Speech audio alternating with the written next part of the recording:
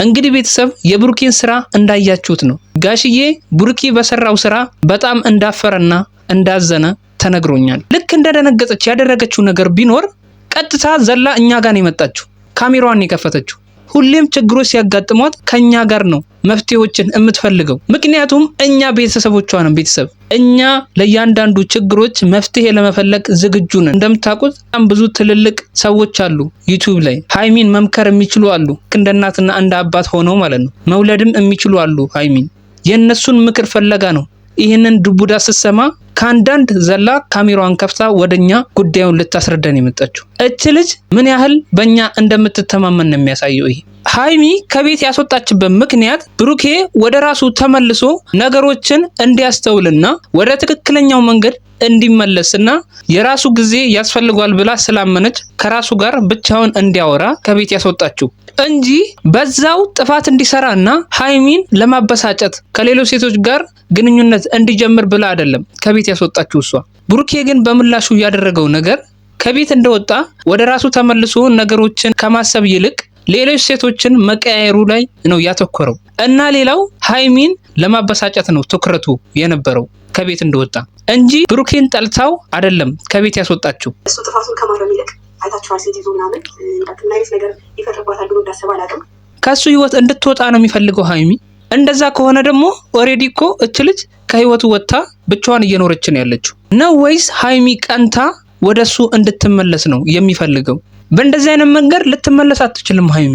ምክንያቱም የተለያዩ ሴቶችን በመቀየር ሃይሚ የምትመለስ አይነት ሴት አይደለችም። ሃይሚን ለመመለስ ትክክለኛው መፍትሄ ነው ብዬ አላስብም ከሌሎች ሴቶች ጋር ጊዜ ማሳለፍ፣ ከሌሎች ሴቶች ጋር መዝናናት። ይሄ ሃይሚን ሊመልሳት አይችልም። ሃይሚን ለመመለስ ከሆነ ቡርኪ አሁን እያደረክ ያለው ነገር ልክ አይደለም። ሃይሚን የምትመልስበት መንገድ ትክክለኛውን መንገድ እንዳልያዝክ እየነገርኩ ነው ያለሁት። ወደ ራስ መመለስ አለብህ። ሃይሚን ቁጭ ብለህ በመነጋገርና በመሃላችሁ ያለውን ችግሮች መፍትሄ እየሰጣችሁ ካልሄዳችሁ በስተቀር ሌሎች ሴቶችን በመቀያየር ነው ብዬ አላምንም።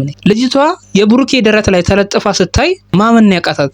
ካሁን በፊት ልታስበው እንኳን የማትችለው ነገር ስለሆነ ማለት ነው። ውድና የተከበራችሁ የጨረቃ ፋሚሊ፣ የሰው ጭንቀት የሚያስጨንቃችሁ፣ የሰው ደስታ የሚያስደስታችሁ ውድ የሀገሬ ልጆች እንዴት ናችሁ? ሁሉ ሰላም? እኔ ጋር ሁሉ ሰላም። ትላንትና ማታ እንዳያችሁት ነገሩ ሁሉ ይበርዳል ብለን ስናስብ እየባሰ እየነደደ ይሄዳል። ምን ያህል የኛ ምክሮች ለሷ አስፈላጊ እንደሆኑ ነው የተረዳሁት። ትላንትና በሯን ዘግታ ማልቀስ ትችል ነበር ልክ እንደ ሌሎቹ ሴቶች። ልክ ያ መረጃ እንደተላከላት በሯን ዘግታ ማልቀስ ትችል ነበር ልክ እንደ ሌሎቹ ሴቶች ማለት ነው። ግን እሷ ይሄንን አላደረገችው።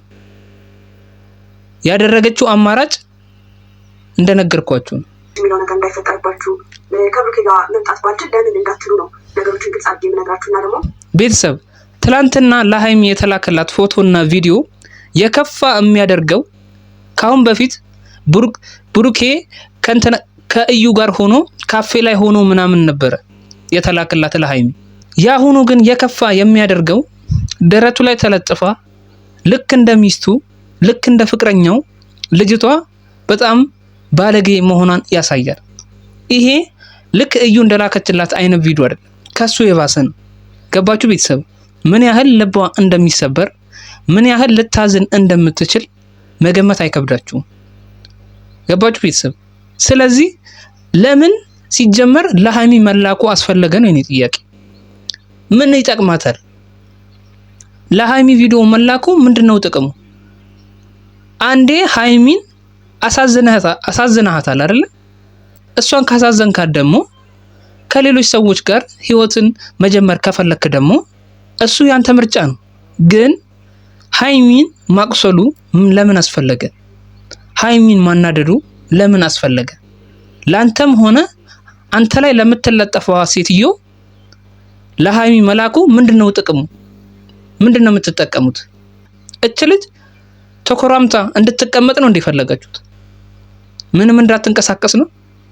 ልክ እንደ ካሁን በፊቱ አዝና ተክዛ እሷን ማየት ነው የምትፈልጉት? ያ ነው እናንተን ደስተኛ የሚያደርጋችሁ?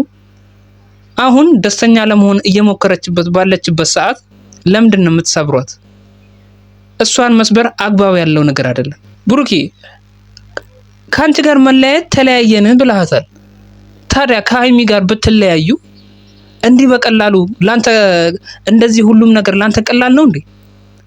ልክ ከሷ እንደተለያየ ወዲያው ሌላ ህይወት መጀመር ላንተ እንደዚህ ቀላል ነው? አይከብድም ወይ? ሀይሚ ራሱ ምን ሊሰማት ይችላል ብለህ እንዴት አታምንም? እንዴት አታስብም? አንተ ሌላ ህይወት ሲጀምር ከአንዳንድ ይሄ ሰው ለኔ ፍቅር የለውም የሚለው ውስጥ ሐሳብ ውስጥ እንድገባን የፈለከው ወይስ ምንድነው? ወይስ ብሩኬ አሁን ያንን የመጀመሪያውን አጀንዳ እዩ አረገዘች የሚባለውን አጀንዳ ለማስቀየር ነው ፍላጎትህ ወይስ ምንድነው? ለምንድነው ከሌሎች ሴቶች ጋር የማይሆን ነገር ውስጥ የምትገባው? ለሃይሚም ሆነ ለተመልካች የእዩን የማርገዝ ጉዳይ ማስረዳት ስላቃተህ ነው እዚህ ጉዳይ ውስጥ የገባኸው። ይህንን ነገር እንድትመልስልና እንድትነግረን እንፈልጋለን። እንግዲህ የዛሬው ቪዲዮ ይህን ይመስላል። በሌላ ቪዲዮ እንገናኛለን። ቻው።